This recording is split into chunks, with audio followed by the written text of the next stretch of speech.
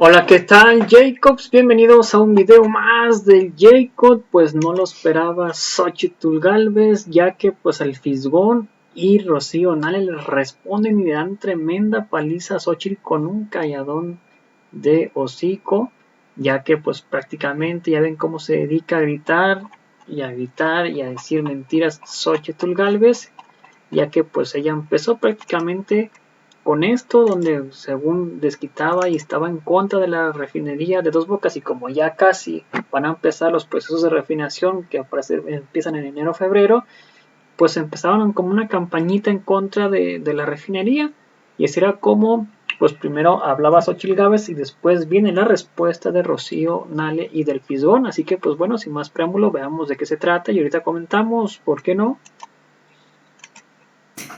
Austeridad, combate a la corrupción y primero los pobres fueron compromisos de esta administración, a la fecha incumplidos.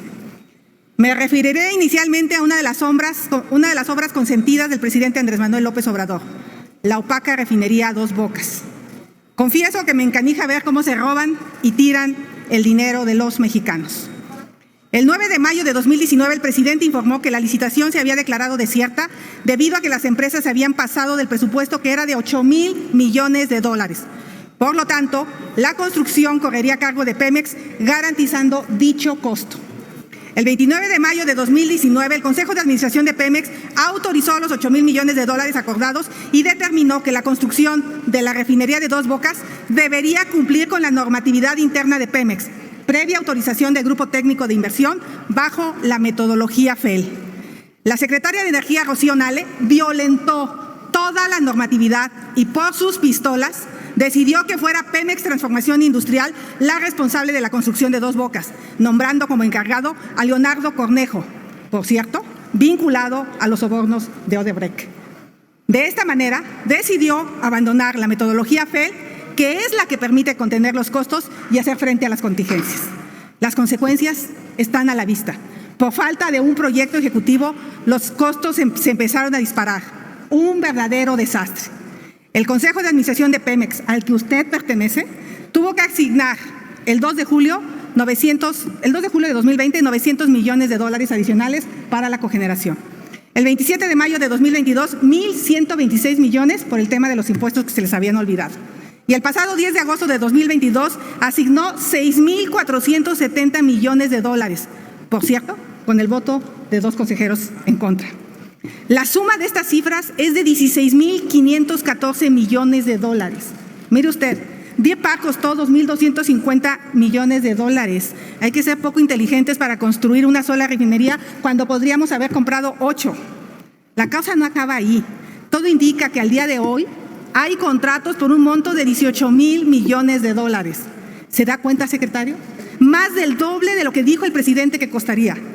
Cabe señalar que en la reunión del Consejo de Administración del 20 de marzo de 2020, 2 consejeros independientes se opusieron a autorizar recursos adicionales hasta que se cumpliera con la normatividad vigente.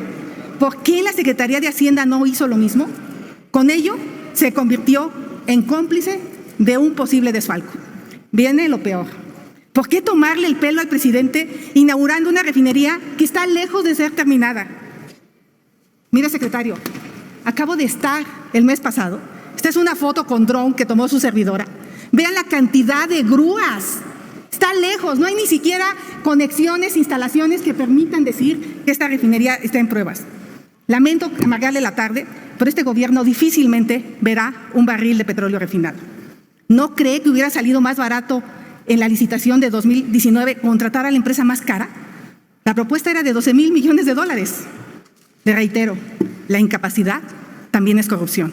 Y este gobierno, además de incapaces, han salido bastante corruptos.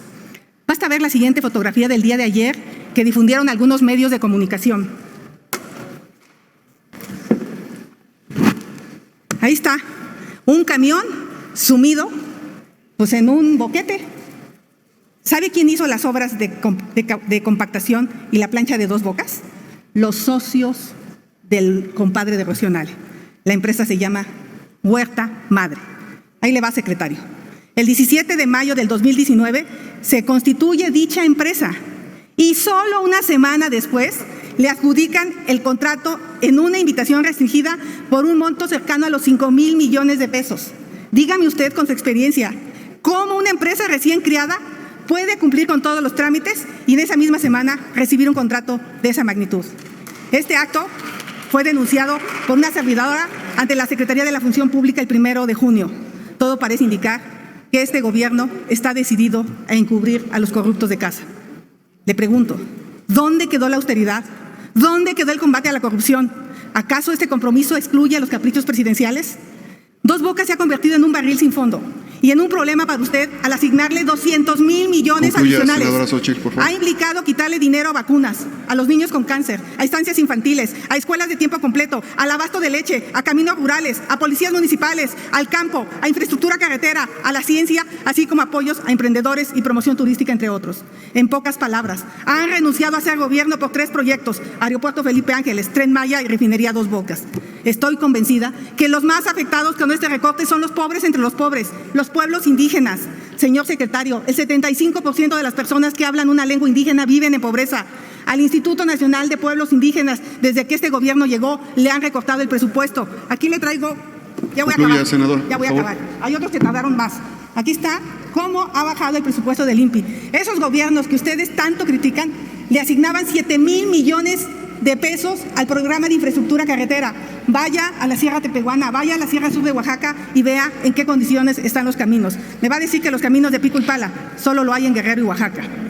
Termino, señor presidente. Solo 4 preguntas y espero que me las conteste en su calidad de integrante del Consejo de Administración de Pemex. ¿Cuánto ha costado la refinería de Dos Bocas? ¿Cuánto más va a costar? ¿Por qué permiten que la Secretaría de Energía se brinque las normas de Pemex? ¿Por qué la Secretaría de Hacienda ha liberado recursos adicionales al margen de la normatividad de Pemex? Basta de opacidad, basta de cumplir caprichos de Palacio Nacional, basta del desvío de recursos a costa del pueblo de México. Muchas gracias. Bueno, y luego todavía en esta foto, los Xochitl Gálvez ayer se atrevió a básicamente a pues criticar todavía aún más. Dice otra vez Dos Bocas y ponen 2 fotos según eso, que está inundada la refinería de Dos Bocas, donde pues prácticamente pues según ellos que pues es de lo peor, que la peor inversión. Y luego ya después viene la respuesta de la mismísima Rocío Nale y más que nada también de Rubén Barajas el Fisgón por estas fotos, donde pues básicamente se ve que sí está pues inundada al parecer.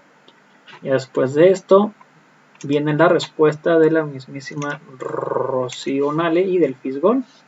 Todos los días yo veo que cada rato se inunda la refinería. Imagínate. ¿Por qué? ¿No le hicieron bien o qué pasó ahí? Dos Bocas es una magna obra, una de las grandes obras de este sexenio, que se inunda de equipos, que se inunda de trabajo, que se inunda de transformación, que se inunda de ingeniería, tiene demasiada ingeniería, mucha ingeniería, que se inunda de esperanza. Y cuando hay agua, llega el agua, llega y hay un desagüe. Eso es lo que hay. Pero pues aquellos que no les gusta. Exacto, también se inunda de fake news, se inunda de envidias, aquellos que no pudieron hacer lo que hoy estamos haciendo. Pero bueno, nosotros... De la barda no vas a hablar más. Exacto. La barda nos inunda. La barda nos inunda. Pero es una gran obra que nos va a servir a todos los mexicanos. Las 6 refinerías que tiene Pemex, hay unas que tienen 100 años. 100 años. Y son las que en este momento nos están dando seguridad energética. Son las que en este momento, después de 100 años que se han rehabilitado 3, 4 veces, porque la ingeniería ha ido evolucionando, pero si nuestros abuelos, bisabuelos, padres no hubieran tenido esa visión de construir infraestructura importante para México, pues estaríamos así, sumidos. Y hoy nos toca a nosotros como país, como generación, como este gobierno transformador, crear nueva infraestructura para nosotros y las siguientes generaciones. Es súper importante. Oye, porque uno de los elementos más importantes, pues de verdad, de los más importantes de esta administración, es pues el petróleo. Así es. Y la cuestión energética en general. Así y con la cosa de que a ti te tocó estar al frente de ese sector. ¿Qué tan complicado ha sido? Y porque además todo esto obviamente que provoca que haya una campaña muy fuerte, ¿no? En contra, tratando de desprestigiar, tratando de malinformar muchísimo. ¿Tú cómo te has enfrentado a eso? Porque además también te tocó, y también se te criticó mucho por eso, Y tú estabas al frente de la construcción de esta refinería, ¿no? De una obra como esta. ¿Tú qué experiencia tenías, no? En fin, ¿cómo ha sido lidiar con todo esto? Claro, mira, ha sido muy, muy interesante. El presidente López Obrador, desde campañas, dice, la política energética que se lleva en el país, en la política neoliberal, no es la adecuada. Gran infraestructura que se construyó, la han abandonado, la han dejado. Cada día nos volvemos más dependientes. El sector privado pues tiene una inversión muy limitada y no hay inversión del sector público, que esto detona un desarrollo. No es la adecuada, tenemos que hacer algo. Yo coincido totalmente con él, no de ahora, de hace muchos años, tú lo sabes. Y decimos, bueno, hay que ayudarle al presidente. Él escribe en su libro, necesitamos hacer esto, coincido totalmente con él. Ganamos en el 2018 y vamos a meternos. ¿Qué es lo primero que hacemos? Cambiar la política energética de este país. Con una realidad. La realidad es que para que tú tengas crecimiento económico, para que vayas disminuyendo la pobreza, porque quien no tiene electricidad se genera una pobreza social. Para eliminar la pobreza, para mejorar la economía, necesitas la energía. Todos los países necesitan energía para crecer. Bueno, pues vamos a ver qué tenemos y nos damos cuenta que en el sector eléctrico, sobre todo, había un desfase terrible. Todo lo que se construyó de la CFE tan grande se había estado sustituyendo el mercado por un sector privado, lo cual nos ponía en riesgo como país. Un riesgo porque termina un sector privado agarrando un sector estratégico de electricidad y te va a pasar lo de España o lo de Europa, que te dicen esto es lo que cuesta y hazle como quieras, y tienes una inflación y tienes pobreza y no tienes un servicio básico. La electricidad es un servicio básico, es un desarrollo, es un derecho humano. Entonces decimos, a ver, tenemos que fortalecer a la CFE. ¿Qué necesita la CFE? Y encontramos con que hubo una reforma en el 2013 donde desarticuló la CFE, terrible, para despachar la electricidad, para generar la electricidad, donde prácticamente le dicen tú nada más dedícate a darle servicio a un mercado que nosotros estamos construyendo. Y decimos, no, la CFE no es nada más un servidor, es una empresa que tiene una hegemonía y que así debe ser, es estratégica. Bueno, y en petróleo igual. Nos encontramos con que estábamos inundados de gasolina, no nada más de huachicol, sino de contrabando, de importación, desmedido. Llegaban barcos que no teníamos conocimiento entre el SAT, la Secretaría de Energía, la CRE, y que desde el primer día el presidente dijo, orden. Entonces, bueno, eso te cambia la política energética. Nos damos cuenta de que con las 6 refinerías, aunque trabajen al 100%, pues no nos va a dar lo suficiente para generar gasolina. Además, las 6 refinerías estaban muy descuidadas, falta de mantenimiento. Venían hacia abajo. ¿Desmanteladas? Sí, muy descuidadas. 2 refinerías, ya 2 plantas, habían vendido 2 plantas de hidrógeno, que el hidrógeno considerado ahora como elemento de las renovables, pero además el hidrógeno se necesita para la operación de las refinerías. En Madero y en Tula ya se habían privatizado. Ahorita Pemex está en la adquisición nuevamente de esas plantas. Pues eran plantas de las refinerías nacen con eso. Y el hidrógeno, pues ahora todo el mundo habla del hidrógeno verde, del hidrógeno azul, del hidrógeno gris, que es renovable. Pues sí, las refinerías tienen hidrógeno azul. Entonces, pues vamos por ellas y sabíamos que necesitábamos hacer una refinería nueva desde antes. Y el presidente, la instrucción es métanse. Yo soy especialista, es mi carrera, soy ingeniera química. Nunca había construido una refinería. Ha sido un reto fantástico. Pero tienes que quererlo. Tienes que querer, debes de tener pasión, debes de estar convencido. Y todos los que están ahí, todos los ingenieros, todos los trabajadores, recobramos nuestro orgullo nacional de ser y de poder ser. Y ahí está la prueba. Es fantástico. Durante décadas, el sector energético fue la palanca de desarrollo del país. El sector eléctrico, el sector petrolero, Pemex. Se calcula que de cada peso que gastaba el gobierno, 40 centavos venían de Pemex. Sí. Y de repente en la era neoliberal pues lo dejaron caer, ¿no? Es decir, partieron de la idea de que todo había que dejarlo al libre mercado, que estas empresas, el alegato era increíble, decían que eran monopolios, que afectaban al consumidor, en fin, es decir, no veían la diferencia entre lo que es un monopolio y una empresa de Estado, ¿no? Y el reto que lo que han buscado ustedes es rescatar estas 2 empresas, a Comisión Federal de Electricidad, a Pemex, al sector eléctrico y al sector petrolero mexicano.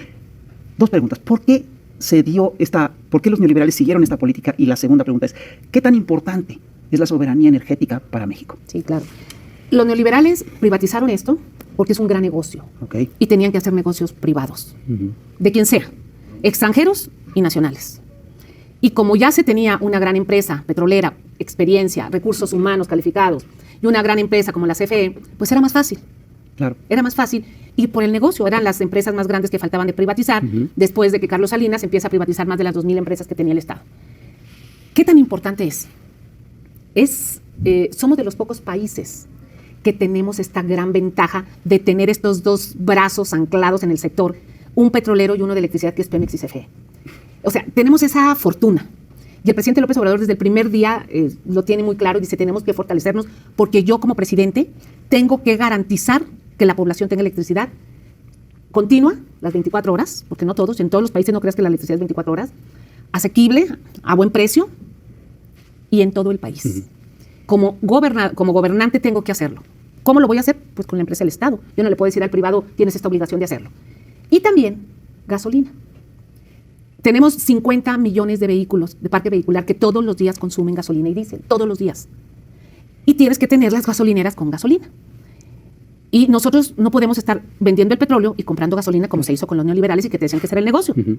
Pues el negocio bueno, en eso viene la crisis energética. O sea, sin saber, nunca pensamos que iba a venir una pandemia, mucho menos una crisis energética a través de una guerra que hay entre Rusia y Ucrania, y que todo se centra en el sector energético por el gas principalmente.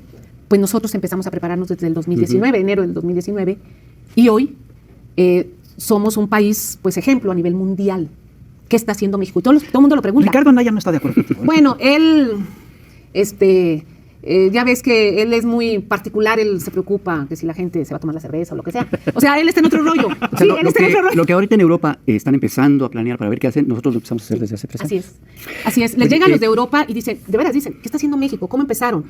Cuando empezamos a ver el tema de que se van los precios del petróleo alto, el presidente en una reunión nos dice al secretario de Hacienda, a mí, a los involucrados, a ver, si tenemos excedentes petroleros, porque estamos recibiendo dinero del precio del petróleo tan alto, estos excedentes hay que pagar una parte de subsidio para que la gasolina no suba, no suba la inflación y la economía familiar no se dispare.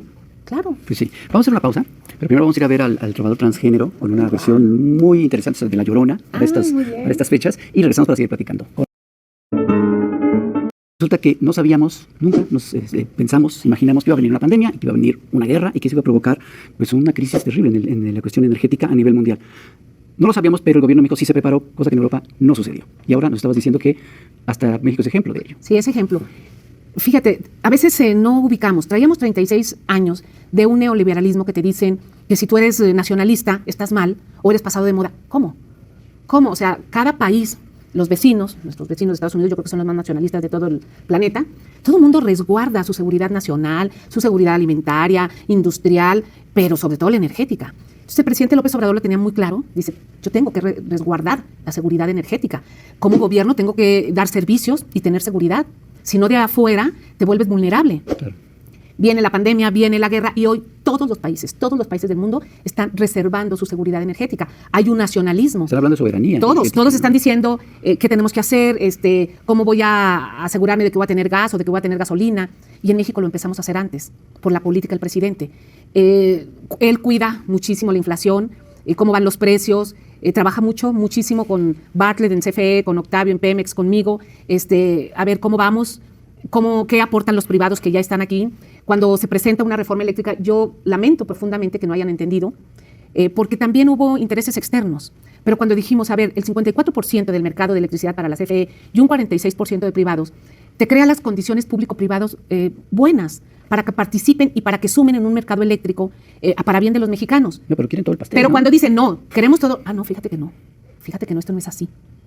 O sea, México no es tierra de conquista, no es tierra de nadie. O sea, tienes espacio, estás aquí, bienvenidas las inversiones con orden, transparentes, bien. De otra manera, no lo aprueban. Entonces nosotros nos ajustamos al marco legal que hay y como gobierno, pues tienes la garantía de conducir y planear. Eso es muy importante. ¿Qué hago yo como secretaria de Energía aparte de hacer una refinería o de estar viendo las refinerías? La planeación del sector. La planeación, no puedes dar permisos sin ton y son como se dieron. O sea, nosotros tardamos casi 4 años para tener el balance energético. Se habían dado demasiados permisos de importación, demasiados permisos de generación, demasiados permisos de gasolineras que andaban papeles sueltos por todos lados. Y no solo eso, sino que los contratos favorecían muy claramente a grupos privados y dañaban a la nación. Así es, completamente. Entonces decimos, a ver, orden. Aquí cabemos todos, pero bien, ordenados. Y por supuesto que a México y a los mexicanos nos interesa tener, o sea, a los 126 millones de mexicanos una seguridad energética. No nos interesa el negocio de 3 o de 5 o de 10 personas. Esa es la diferencia. ¿Y sabes qué? Me encanta porque la mayoría de la gente, de los mexicanos, lo entiende. Lo entiende. Todos los días me critican o dicen, no importa. O ¿por qué pusieron a Rocío Nale? Al principio eso le decían al presidente, oye, ¿por qué la pones a ella? Porque ella es especialista. O sea, este es mi sector. Ese sector es la que nos puede ayudar en lo poco que hago, pero nos puede ayudar. Y lo más importante, tengo la convicción debes de tener pasión. Me apasiona esto, yo estudié esto, me encanta ver cómo se está generando empleo, cómo estamos trascendiendo, cómo nos respetan afuera en este sector. Hablamos de esto, pero hablamos que también estamos en la mesa de la OPEP, que estamos en la mesa de la Agencia Internacional de Energía, que estamos en el G20 y que con la conducción del presidente nos hemos conducido en una forma muy respetuosa, firme y colaborativa, porque, por ejemplo, pues hay que ayudarle a nuestros hermanos centro y sudamericanos en este sector. Entonces, creo que ha sido una experiencia maravillosa en 4 años, ya casi 4 años del gobierno del presidente. El cambio en este sector es muy, muy grande. Bueno, pero nos dicen, perdón, pero Dos Bocas lo inauguraron y no produce gasolina. ¿Qué está pasando ahí? Exacto. Explícate. Sí, mire, me encanta que me hagas esta pregunta. Me querían ver los barriles el primer día. ¿Cómo puedes decir que se inauguró si no están la gasolina fluyendo? Son 586 hectáreas. Se construyeron 90 tanques de almacenamiento para líquidos y para gas, que equivalen a 15 millones de barriles de almacenamiento. 17 plantas de proceso y una de cogeneración y todo un complejo administrativo tan solo en 2 años, 2 meses. Nunca en ninguna parte del mundo se ha construido eso. Esa es la etapa constructiva. Por eso el 1 de julio va el presidente a decir, es una etapa constructiva, es ejemplo mundial. Mundial, yo no nada más voy a decir nacional, mundial. Una terminal de almacenamiento de 90 barriles no se hace en 18 meses en ninguna parte del mundo. Nosotros lo hicimos. Ya sin contar el relleno del sitio, porque esa fue la preparación del sitio. Bueno, ahora que sigue la integración. Son miles y miles, más de 24,000 kilómetros de cableado eléctrico que hay en la integración, de tuberías, de equipos de instrumentación que se están colocando. Eso, tenemos un programa con todos nuestros expertos petroleros de Pemex, que son buenísimos, los del IMP. Tenemos un programa con las empresas constructoras, y vamos en eso, para cumplir el año que entra en el arranque del proceso. En ninguna parte del mundo se ha hecho eso. Luego volteas y yo escucho a la oposición. ¿Pero cómo? Una refinería que no refina. En el 2003, siendo gobierno el PAN, dicen, vamos a hacer una ampliación de la refinería de Minatitlán, que era un tren de refinación. Se tardaron 10 años, casi 10 años en que arrancara eso, y ya no es que les costó el doble, sino es que más. Por la integración. Integraron mal, lo que tú gustes si quieras, yo no me voy a meter. Tenían unas empresas que yo dije, esas empresas no las quiero en Dos Bocas. ¿Por qué? Porque yo vi la experiencia de Minatitlán y que fueron fatales. Y eso es lo que ellos hicieron. Y estoy hablando de un tren de refinación, nada más. Aquí estamos hablando de una refinería completa, pero yo creo que no saben ser oposición, están aprendiendo a ser oposición y tienen que aprender, quitarse el hígado porque se están viendo mal, lejos de eso, decir, a ver, de qué se trata, cómo es, en qué les ayudo, quién es el especialista. Y yo te quiero preguntar, Rocío, cuando tú llegaste, ¿con qué te encontraste? ¿Te encontraste con cantidad de contratos? ¿Te encontraste con cantidad de gasolina importada? ¿Te encontraste con concesiones raras? ¿Qué encontraste? Encontré un sector completamente suelto, desordenado. El cambio de ley del 2013, la reforma energética, fue con una apertura y sin orden. Cuando tú vas a abrir un sector como este, tienes que hacerlo por pasos, ir viendo. Aquí no. Aquí era urgente, abran y entreguen todo. Entonces, me encuentro... Entren la saco. Pero de veras. Entonces, imagínate, te voy a poner 2 ejemplos. La red eléctrica y combustibles. Si la red eléctrica que tenemos en todo el país, cuando mucho te demanda 50,000 megawatts, ¿cómo es que se habían entregado permisos por 130,000 megawatts? ¡Eran visionarios! Entonces, cuando tú llegas y dices, y ya se estaban construyendo, ahorita hay infraestructura para 82,000 megawatts, todos los días hay que estar acomodando cómo vas a distribuir y a despachar esa electricidad. Todo eso es porque no había planeación. Y era tú da permisos y al cabo el mercado y ahí se matan arriba y cada quien se va a pelear. No, oye, espérate. Es la electricidad, la red eléctrica que es propiedad de la CFE, incluso por ley. Sí, claro. Esa es propiedad de la CFE. ¿Cómo vas a estar bombardeándola? Pues a ver, separan permisos, no hay más permisos. Pero Rocío, Nale, ¿cómo es? ¿Qué es esto? ¿Vas a hacer las cosas mal? No, orden. Este se llama balance de energía y aquí tenemos un desbalance. Luego volteo y veo que había 1,056 permisos de importación de gasolinas. ¿Cómo? 900% más de lo que necesitamos en México. Ok, ¿quién tiene estos permisos? Pues los tenía el que sea. Si tú cumplías los 15 o 20 puntos que te decían ahí en la Secretaría de Energía, te sellaban y te decían, usted tiene un permiso. Había pero personas... No era el que sea compadre de... No, era todo. Había una persona que dijimos, ¿cómo es que tiene 9 permisos esta persona? Una persona del norte. Y a ver, ¿cuánto de estos 9 permisos, cuánto ha importado? 0. Porque empecé a cruzar con el SAT y con aduanas. Oye, no ha importado. ¿Cuánto tiempo tiene los permisos? Pues tiene 1 año y medio. Si no tienes un año, no los has usado, se cancelan todo. Entonces empezamos a cancelar. Entonces se separaron y se revisaron los que había. Sí, a ver, vamos a revisar todos. Y a ver, todos estos se cancelan. Entonces empiezan a salir, oye, es que yo tenía mi permiso. Sí, pero ¿para qué lo quieres si no lo estás usando? Es que, a ver, no lo estás usando, dice el SAT que tú no has reportado. ¿O dónde estás metiendo? Y entonces empezamos a detectar que entraba diésel y que lo registraban como aceite mineral, o que entraba una gran cantidad de contrabando por tren, por barco, por pipa. Más el huachicol. El huachicol era un desorden. Y entonces la instrucción del Cochinero. presidente es orden. Me revisas todos los permisos y orden. Y de 1053 nos quedamos con 50. De ese tamaño el desorden. Incluso de dónde viene el combustible, pues de la refinería que está en Luciana, con tu papel, dónde va a entrar, a ver aduanas, en qué gasolinera se va. O sea, toda la trazabilidad del combustible. Tuvimos que meter orden. Eso nos llevó mucho tiempo. Aparte el huachicol, donde Pemex constantemente cuidando pues todos sus ductos, todo lo que sabemos que se había creado en este desorden que se dio. Entonces puse a poner orden. A ver qué. No, las energías renovables. Rocío, Nale, no quieren las energías renovables. ¿Cómo no las vamos a querer? ¿Quién no la va a querer? Pero a ver, orden. Las energías renovables, solar y eólica, son intermitentes. Sí, claro. Por eso, pero yo quiero hacer este campo solar de 300 megas en Durango. Muy bien. ¿Por qué no me das permiso? Ok, y a las 6 de la tarde, que estos 300 megas ya no generan, ¿cómo voy a sustituir? Pues necesito una planta de respaldo de gas. De gas. Bueno. Entonces la CFE dice, yo no puedo estar metiendo y sacando las plantas a operar todos los días porque se me dañan, se llama estrés mecánico. Entonces lo que hace es, ok, termina tú tus 300 megas mientras yo tengo aquí mi planta trabajando, para que cuando tú termines yo te haga el respaldo. Ok, pero ese respaldo lo tienes que pagar, que no lo pagaban.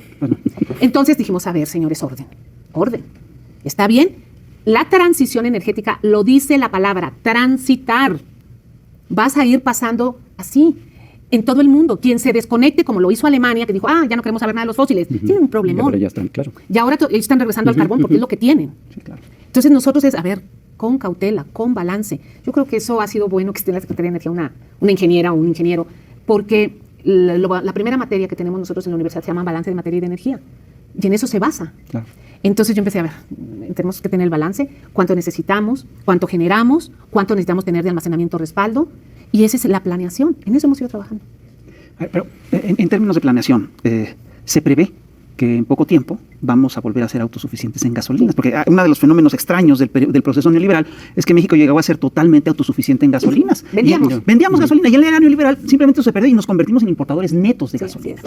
Y no ha sido fácil remontar esa pendiente. ¿Y cuándo vamos a poder ser autosuficientes en gasolinas? Fíjate que es una de las metas que el presidente López Obrador se planteó.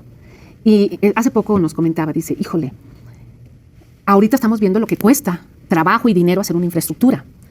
Dice, tanto que se batalló en construir y en hacer, y cómo destruir. Es tan fácil destruir, porque tú empiezas a soltar y a abandonar. Entonces, volver a rescatar esto nos cuesta. En este sexenio él se propuso, tenemos que ser autosuficientes de gasolina. Las 6 refinerías entraron en un programa 2019, 20, 21, 22 y 23, 5 años, en que cada año se ha invertido para la rehabilitación. Se ha invertido 50,000 millones de pesos hasta la fecha, en estos 4 años, en lo que es la rehabilitación de esas 6 refinerías. Comprar equipo, pues invertirle a todo lo que ya estaba. Incluida la que compraron de Deer Park. No, aparte la de Deer Park. Sale la posibilidad de Deer Park y es inmediatamente, esa fue una visión del presidente. Dijo, a ver, vamos por Deer Park, ¿cuánto nos genera? Se hace el balance, vamos por ella. Además, lo que no se comenta mucho es, nosotros ya éramos dueños del 50% de Deer Park. Entonces vamos por el otro 50% y nos hacemos del control total y eso nos va a permitir para pues, poder meter gasolina y diésel que se genera de aquella zona, pero ya es de nosotros. ¿Y esa ya está funcionando bien? Que ya estaba funcionando, que ya tuvo toda su etapa de arranque, que tenía, a esa sí estaba en mantenimiento, esa sí no había tenido problema porque pues entre Shell y Pemex, pues todo el dinero, Pemex no había visto ganancia porque toda la ganancia se la invertían allá en mantenimiento. Está bien, bueno, pues ahí está. Y Dos Bocas. Entonces ya con las 6 refinerías, Dos Bocas y Deer Park, el presidente López Obrador recibe este gobierno con 6 refinerías y los va a entregar con 8. Esas son sus cuentas en refinación, con una autosuficiencia y dejando asegurado la movilidad para los mexicanos. Pero esas 6 trabajando bien. Sí, bien, sí, bien. Aparte, la innovación tecnológica, porque generamos combustóleo. Combustóleo es el residuo pesado de las refinerías. La innovación tecnológica hace 20 años no había plantas coquizadoras, 20, 30 años no había plantas. Entonces ahora ya hay una planta que te agarra ese residuo, por decirlo, para que me entiendan, exprime más el combustóleo y saca más gasolina y diésel. También estamos haciendo la coquizadora de Tula, que se había dejado a medias, el gobierno pasado la suspendió. Y iniciamos ya con la coquizadora de Tula, porque no había, de Salina Cruz. Entonces vamos a dejar las 6 refinerías con coquizadoras, sin combustóleo. Dos Bocas, que ya tiene la planta coquizadora, que también no va a generar combustóleo. Entonces, el rendimiento de las 6 refinerías va a incrementarse porque las coquizadoras aumentan su rendimiento. Claro. No nada más las estamos rehabilitando, sino que también las estamos innovando y estamos obteniendo mayor ganancia. O sea, el presidente ha hecho un gran trabajo en este sector. Hace unas semanas hubo un escándalo por los del TEMEC y la cuestión energética. Y bueno, decían que iba a ser ahí un desastre. Es más, yo leí que hasta López Obrador iba a anunciar que nos salíamos del tratado y que nos íbamos a agarrar un pleito gigantesco con Estados Unidos, ¿no? Sí. ¿Qué pasó ahí? Bueno, en el TECMEC, el capítulo 8, el presidente Andrés Manuel López Obrador, desde la transición, dijo, nos tenemos que reservar nuestro derecho soberano como mexicanos para resguardar los hidrocarburos y nuestra ley, que sea la Carta Magna la que mande en este tema, o sea, como en todos. Como presidente electo no aceptó esto y pidió cambiarlo. Sí, pidió. Fueron 8 días fuertes. Tensos. Estábamos... Cuando él dice, nos entregaron la propuesta, sí es cierto, me la entregaron, y yo cuando la reviso dije, caray, venían los organismos reguladores, venía la CRE, o sea, venía la reforma energética del 2013 casi plasmada. En el TEMEC. En el TEMEC. Dijimos, caray, entonces el presidente dice no, entonces él directamente empieza a hacer un análisis y dice, a ver, esto va a ser así, va a ser así. Teníamos un negociador muy bueno en el TECMEC, el presidente empieza a hablar con él y bueno, se logra. Sí fueron situación tensa. Y el presidente de Estados Unidos era Donald Trump. Era Donald Trump y dijo Donald Trump, pues, ¿qué está pasando? Y le dicen, es que México, y cuando analiza y ve, y dice, ok, está bien. Entonces logramos eso, que es muy bueno. Exacto, que es muy bueno. Luego, ahora, dentro de los tratados internacionales, está la opción de que cualquier parte pida una revisión sobre lo que ellos consideran justo o injusto o una revisión de lo que tengan dudas. Y de repente piden una revisión. Fíjense cuando a mí me dicen, yo mando un oficio a Senagas, que es el organismo de transporte de gas, donde le digo, tenemos problemas porque quieren meter mucho gas a México y no caben. No cabe todo el gas. No hay dónde almacenarlo. Sí, no, por la tubería. En globos. Entonces le dije a Senagas, tienes que privilegiar orden. CFE trae un contrato muy grande de gas, porque así nos dejaron. Ofrécele a los demás privados que quieren gas, que metan el gas de CFE. A CFE le sobra y CFE se los va a vender siempre y cuando sea el más barato. Okay. Tú no puedes obligar a alguien a que compre caro. Y entonces empiezan, no, CNR emitió este oficio, quieren que le compremos el gas a fuerzas a CFE y a Pemex, ¿qué es esto? Que no sé qué tanto. Y entonces dicen, esto fue muchísimo de la gente del norte, de los estados del norte, y entonces ahí viene la revisión y yo, ¿y qué tiene? Yo tengo que cuidar el balance, o sea, no puede entrar. Si tú quieres y le dices a Senagas, oye, yo voy a meter tantos millones de pies cúbicos y tú también, y CFE tiene, Senagas puede decir, a ver, espérate, no me caben. En el ducto nada más caben tanto. Así es que entran 3 tuyos y 10 tuyos. Ah, no, pues es que eso está mal. No, ese es el ordenamiento del gobierno y del Estado, pero se les había olvidado. Claro. Entonces entra por eso la revisión, dijimos, está bien, vamos a explicarles. Y los hemos atendido, hicieron sus preguntas, muy respetuoso, en una muy buena cordialidad. Trabajó la Secretaría de Economía y la Secretaría de Energía en conjunto, con las partes de Estados Unidos. Bien, ya se les contestó. Creo yo que bastante bien, eran muchas preguntas y todas les contestamos, todas, esto es lo que nosotros vemos, por esto, por lo otro, por aquello. Y pues, yo siento que bastante bien, ya que si los medios decían se va a acabar el mundo, bueno, pues tienen diciendo desde el 2 de julio del 2018 y ahora resulta pues que ni se acaba el mundo y estamos mucho mejor aquí en México. Bueno, sí se va a acabar el mundo, pero ahorita no. La amenaza no está en México, sino está más bien en Ucrania, sí, donde hay rumores de bombas sucias y cosas así. Oye, aquí hay un fenómeno muy curioso, porque efectivamente Europa entró en una crisis energética en paquete a partir de la guerra de Ucrania. Así es. Y no solo eso, sino que, bueno, estamos en noviembre y nos encaminamos ni más ni menos que a un invierno duro en Europa. ¿Qué va a pasar? ¿Qué perspectivas hay en términos energéticos para Europa en este invierno con esta crisis energética derivada de la guerra de Ucrania? Bueno, es una situación muy, muy complicada, muy complicada. Para que la gente que nos ve entienda, Rusia es de los principales productores de petróleo y de gas. Ellos producen el 12% del petróleo mundial y el 16% del gas. Ucrania es el principal productor de fertilizante en el mundo. Uy. O sea, partimos de ahí. Hay un gasoducto de más de 3.000 kilómetros de Rusia a China que se hizo en la década pasada, donde ya hay una interacción comercial en energía, en gas. Porque China, ellos tienen mucho carbón, pero su transición ellos la han estado haciendo con gas, principalmente. Han ido caminando para allá. Entonces estamos hablando de Rusia, Ucrania, China. Europa, como tal, no tiene muchos recursos naturales, no tiene gas, por ejemplo, no tiene petróleo. Dependen de Rusia, dependen de Asia, dependen de América. Entonces, al momento en que entra la guerra y que entra esta limitante de que no le compren a Rusia o algo, pues sí entra un ahorcamiento, o sea, de veras, Sí, claro. un ahorcamiento Sí, en Rusia terrible. que tiene un desabasto, entonces empiezan a decir, Francia dice, bueno, yo tengo nucleoeléctricas, me voy a poner a producir mi electricidad en nucleoeléctricas. Francia la semana pasada tenía huelga en las refinerías Así porque el petróleo que estaba llegando de Rusia pues, no podía llegar de Rusia porque hay ahí una limitante. Alemania, que se había desconectado de las nucleares, empieza a decir, híjole, pues ahora voy al carbón. Italia trae las tarifas más altas de electricidad de toda Europa. España, mira, España es bien importante porque España tiene a Marruecos, tiene Argelia y ellos compran petróleo y gas en Argelia y de otras partes y ellos tienen una costa que les ayuda a recibir producto. Pero tienen todo su sistema eléctrico privado con estas empresas tan famosas. Podríamos mencionar las Naturgy, ¿verdad? Naturgy, ¿verdad? Sí. Entonces Es ellos anticomercial. empiezan a disparar porque dicen, tengo el precio del gas muy alto y yo tengo que darte la tarifa de acuerdo al gas y a mis ganancias. Y yo no soy la CFE al servicio del público. Yo soy tal empresa que es una empresa. Entonces llega un momento en que se hace un escándalo en España. Un escándalo, donde el gobierno dice, algo tenemos que hacer.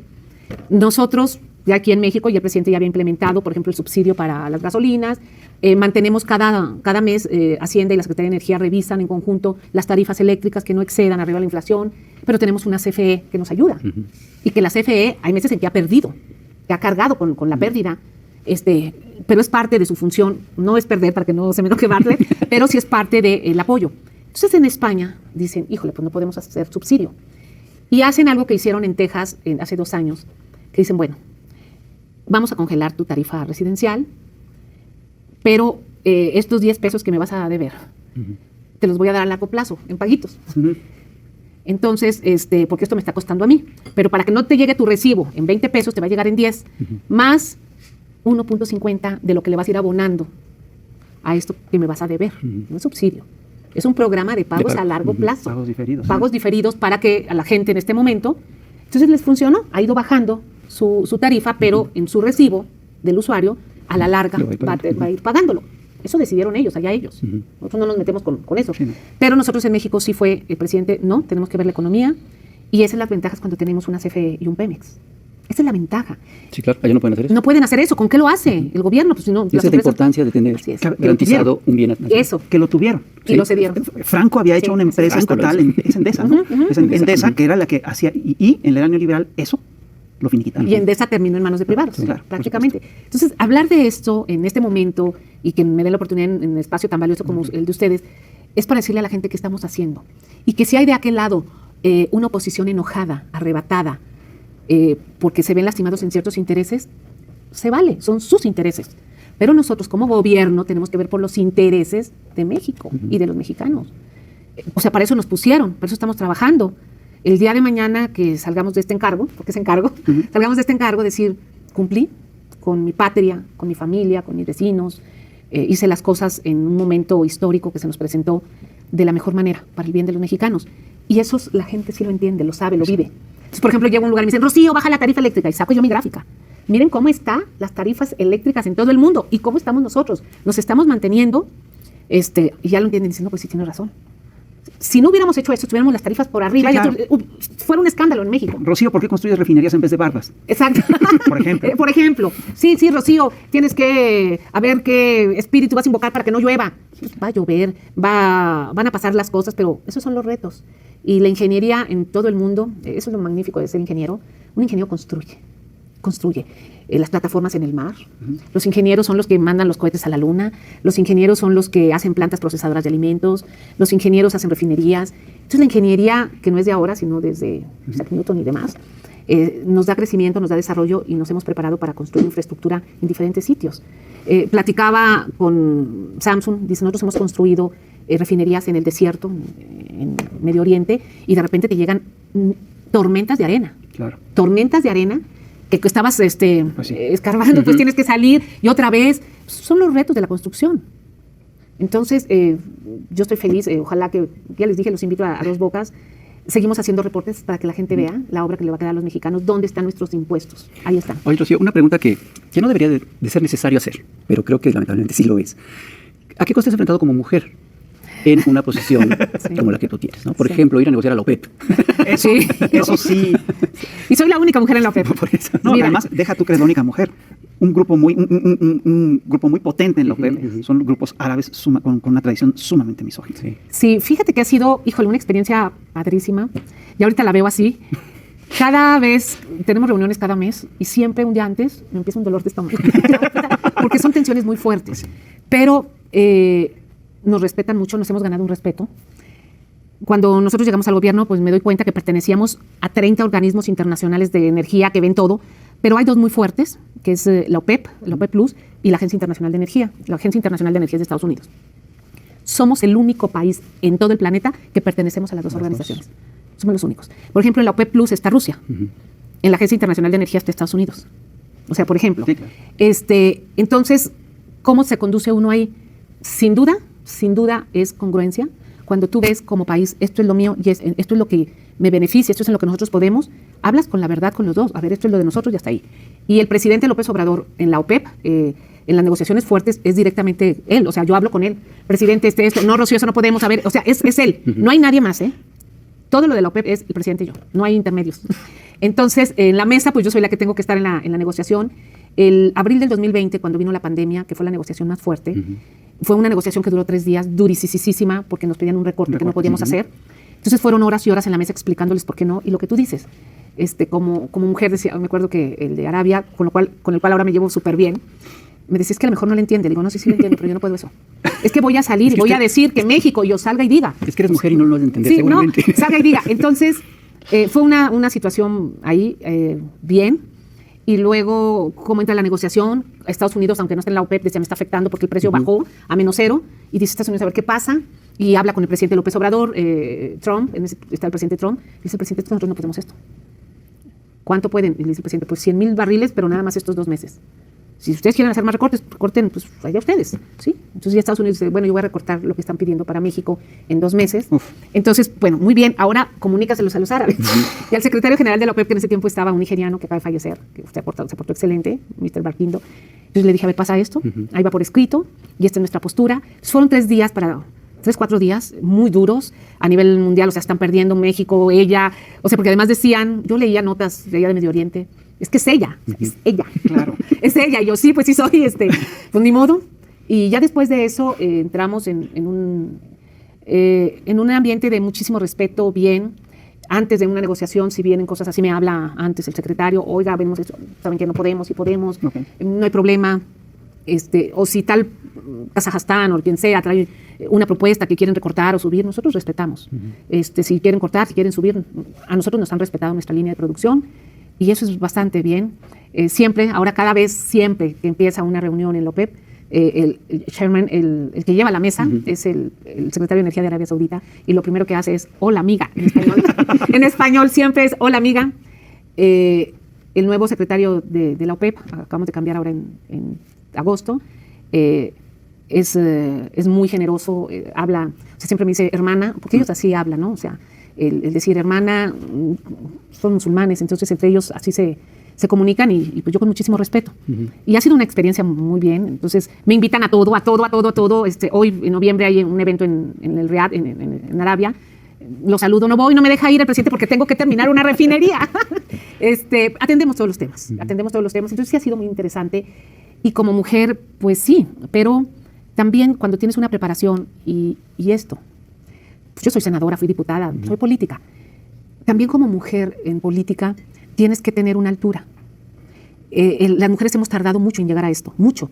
Entonces no lo podemos perder por cuestiones histéricas o por necedades, no. Tenemos que mantener la altura. Entonces esa es una lección que yo he aprendido en este tiempo y más ahora en la Secretaría de Energía. Me respetan, me ven como par, ni más ni menos, como par. Se puede hablar con México, se puede hablar con nosotros, con la Agencia Internacional de Energía igual. Ellos todas las semanas nos piden foros de ver esto, de ver lo otro. Muchísima gente de la Secretaría de Energía siempre está participando en foros, que sí, sobre el hidrógeno, sobre la energía limpia, sobre datos, sobre proyecciones, sobre todo lo que piden. Entonces colaboramos con todos. Entonces también llevar esto se requiere planeación, cabeza fría y por supuesto tener un presidente tan fuerte me ayuda mucho. Sí, me ayuda mucho. Bueno, hablemos de cosas serias. Sí. Es decir, ¿cómo es posible que Dos Bocas cueste más que el INE? Explícame eso. Imagínate. ¿Qué produce Dos Bocas? ¿Qué va a producir Dos Bocas que no produzca el INE? No produce las Imagínate. bocas de Lorenzo Córdoba. No, sí, porque el INE tampoco produce democracia. Sí, no, Pero tiene dos bocas muy... muy grandes. Ok. Bueno, mira, Dos Bocas es una infraestructura que va a quedar aquí para las siguientes décadas, mínimo hasta el 2060. Se prevé, de acuerdo a la Agencia Internacional de Energía y de la OPEP, que todavía vamos a seguir utilizando vehículos de combustión, mínimo. Entonces, eso nos queda. Nos queda que en este momento de pandemia, de crisis, estamos generando empleo, proveeduría. Poca gente sabe que el norte ha construido en el sur. ¿Qué quiero decir? Todo el acero de Saltillo y de Monterrey está en Dos Bocas. Todo el cemento de Monterrey, de Guanajuato, de donde sea, está en Dos Bocas. Tenemos todos los talleres de metalmecánica de Guadalajara y de Monterrey saturados. No pueden aceptar un trabajo más en Querétaro porque nos están trabajando. Quienes hacen los transformadores de electricidad o los muebles, así les llamamos muebles eléctricos, en San Luis Potosí y en Ciudad Juárez, Chihuahua, están al 100% trabajando para Dos Bocas. Eso es Dos Bocas. En un momento en que requerimos los mexicanos tener empleo, en que la inversión pública, porque nuestros impuestos son para la inversión pública, son para la seguridad, son para salud, son para energía, son para educación. Esa es inversión pública. Bueno, nuestros impuestos están ahí, ya no son para salvar a empresas quebradas o lo que sea, ya no son para eso. Ese es el cambio real. Y como gobierno, pues es responder. Entonces, Dos Bocas, pues nos deja una gran infraestructura en un momento tan importante. El INE necesita renovarse, es claro, y si no lo entienden, pues tienen un problema. Necesitan renovarse porque no es porque lo esté diciendo Morena o lo esté diciendo el gobierno, lo está diciendo todo México. Cuando el árbitro, pues dejó de ver una parte. Entonces dice, no, yo soy el dueño del balón. No, no eres el dueño del balón. Deja tú, cuando un sector importante de los votantes deja de creer en el árbitro tiene un problema. Claro, claro. Entonces se tiene que renovar y no entiendo por qué no quiere. Entonces hay que ir sobre esto. Y opino sobre esto, sobre la reforma que diría cualquiera, oye, no opines sobre eso porque no es usted. Pues sí, pero yo soy senadora por Veracruz. Y claro que yo trabajo todos los días a favor de México, pero siempre... Y ya te están candidateando para la gubernatura. Bueno, primero tengo que terminar una refinería. Esto es lo primero, ¿eh? O sea, también esto es bien importante. No perder el objetivo. Claro. No perder. Tenemos que ayudar al presidente a dejar la autosuficiencia energética, el balance energético que ya se logró, eso ya estoy contenta. Y el despegar, que lo estamos haciendo. Haciendo eso, ya lo que sea está bien y lo que no sea también. Entonces, pero la satisfacción de haber dejado, de haber trabajado, pues en lo que creo y en lo que es políticamente y económicamente correcto para los mexicanos, etc. Muy bien. Pues, Rocío, muchas gracias por esta plática. Y pues sí, esperemos que el próximo año se cumpla esta meta de la soberanía. Sí, se va a hacer y los invito. Bueno. Y los invito a que vayan con su cámara para que con su gran lente tomen una imagen de esta obra, vean a la gente, le entrevisten, o sea, la gente que está adentro trabajando. Pero llevan nuestros salvavidas por si... Exacto, no se preocupen, ahí lo salvamos. Lo que se ha generado en el sureste, que es la zona olvidada en el país. Entonces yo feliz y súper agradecida de estar con ustedes, que nos den este espacio para poder hablar y decirles qué estamos haciendo. Muchas gracias a ti. Y pues gracias a ustedes que nos acompañaron en este programa. Recuerden de compartirlo, de platicarlo y nos vemos en la próxima. Muchísimas gracias.